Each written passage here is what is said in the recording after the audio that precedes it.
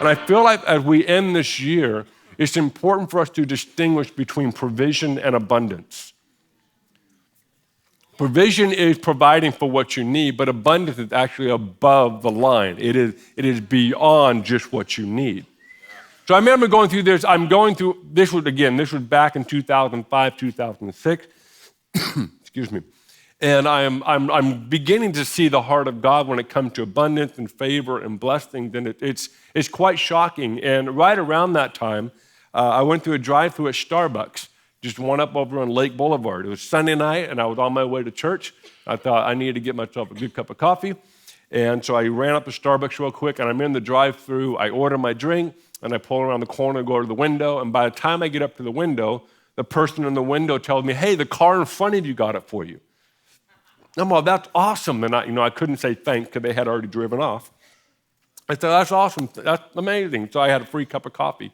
That moment started 18-month journey of not being able to pay for any coffee for 18 months.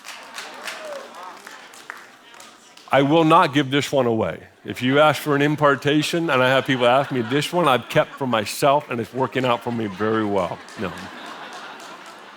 No, seriously, it was 18 months, I could not buy a cup of coffee for 18 months. The very next time I went to Starbucks, the exact same thing happened. It got so ridiculous that I would go into the store to buy a pound of French roast, which I think is the only real, true, pure coffee. It's black and burnt. A lot of you like to take, just a handful of beans and pour water over it. I mean, you're getting nothing out of it. It's just, anyway, let's not get into that now. It needs to be black, it needs to be bitter. That's all I've got to say. And so I went in to buy a pound, and the person behind the counter said, "Oh, you don't need to buy that. I'll pay for that today." That happened. I lost count how many times that happened. And then I got to the point where two people at two different Starbucks, they told me, "We are Eric's suppliers." They said, "Since we work here, we get free coffee every week. So which one do you like? We'll just bring it to you every time you get low."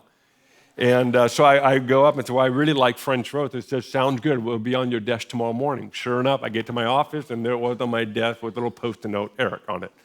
And they would tell me, "Just give us a call when you get a little low." I'm like, that is the most awkward thing in the world. I am not calling you to say, "Hey, I'm a little low. Could you?" That's taking this thing too far. So they would end up calling me. And then at that point, I felt, I am actually getting a little low. It was better for my conscience. But that began 18 months. I mean, it got to the point where even out here in Hebrew, any coffee shop really, I'd order my drink and I'd go to reach for my wallet, literally go to reach my wallet to get my card, and someone behind me would swipe the machine before I could get to it. I'm like, "What are you doing?" And 18 months just went by.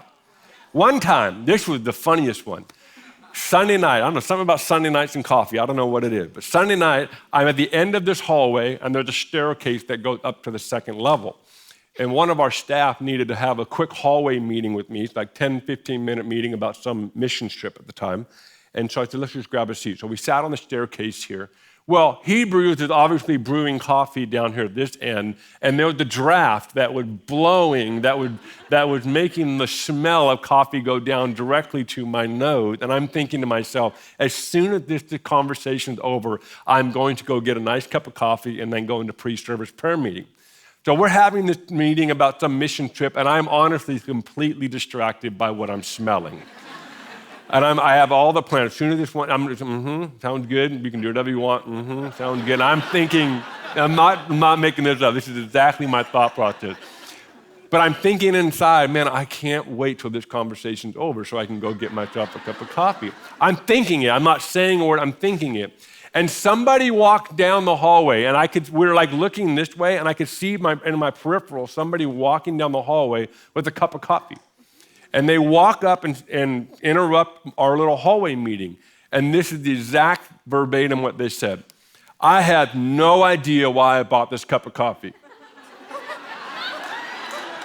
That's verbatim. That's it right there. "I have no idea why I bought this cup of coffee." And I'm sitting there and I'm thinking, no way. The very next statement was this: I don't even drink coffee. That's exactly what the person said.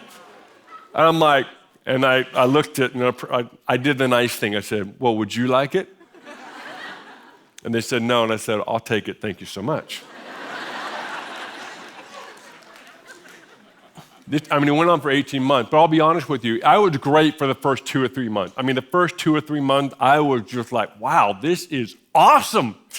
And I'm receiving like crazy, like, thank you so much, and yes, I'll take another cup. I am enjoying the abundance of this. And after about 2 or 3 months, I found myself getting really frustrated by this abundance.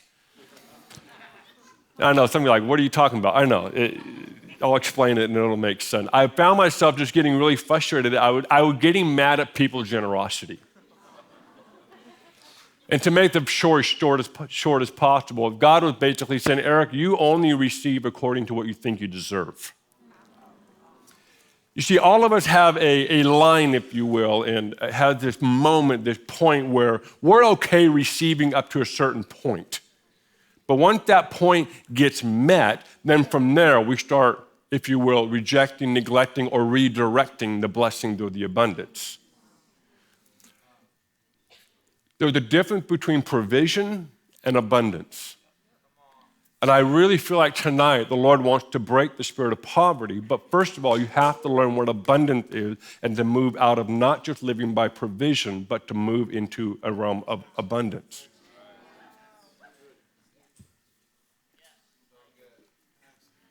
And so this whole reality of where's your line? Where's your line? My line was about 2 or 3 months of free coffee. 2 or 3 months. Once we got past that, I started being really frustrated. I started getting upset. I was actually, I was giving people the stink eye. I was like, oh, I got money. I'm actually, this is becoming a very attitude issue that I'm having in my life. And as the Lord began to pound me, honestly, began to drill me into the ground with this reality of, Eric, you only receive according to what you think you deserve. And I learned a valuable lesson in that season, that abundance is not connected to your deserving it or not. Abundance has no connection to whether you deserve it or not. Abundance is directly the choice of the Father.